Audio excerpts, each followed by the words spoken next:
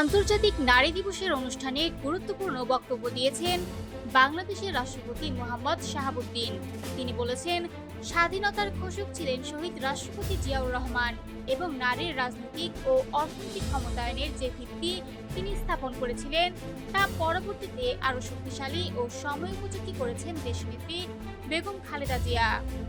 রোববার রাজধানীর ওসমানী মিলনায়তনে আন্তর্জাতিক নারী দিবস উপলক্ষে আয়োজিত এক অনুষ্ঠানে প্রধান অতিথির বক্তব্যে রাষ্ট্রপতি এসব কথা বলেন। ১৯৭১ সালের মুক্তিযুদ্ধ থেকে শুরু করে ২০২৪ সালের আন্দোলনে শহীদ হওয়া সকল মানুষকে গভীর শ্রদ্ধার সঙ্গে স্মরণ করেন।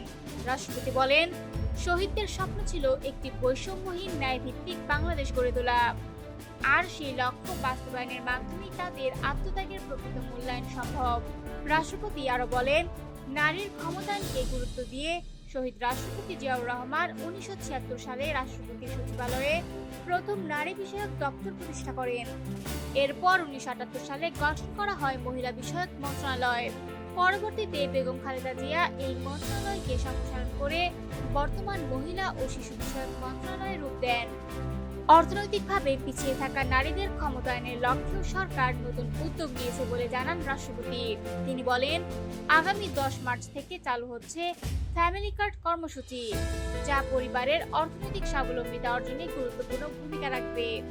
নারীর অধিকার ও ন্যায় বিচার নিশ্চিত করতে সরকার সহ সংশ্লিষ্ট সকলকে কার্যকর পদক্ষেপ নেওয়ার আহ্বান জানান তিনি। একই সঙ্গে ঘরে ও বাইরে নারীদের নিরাপত্তা নিশ্চিত করার উপরও গুরুত্বারোপ করেন। রাষ্ট্রপতি বলেন, দেশের মোট দেশজ উৎপাদনে প্রায় ১৬% অবদান আসে গৃহস্থালির কাছ থেকে। স্বাস্থ্যসেবা, শিক্ষা, কৃষি, শিল্প, সাহিত্য, কলকারখানা ও নির্মাণ সহ বিভিন্ন ক্ষেত্রেই নারীরা গুরুত্বপূর্ণ অবদান রেখে চলেছেন।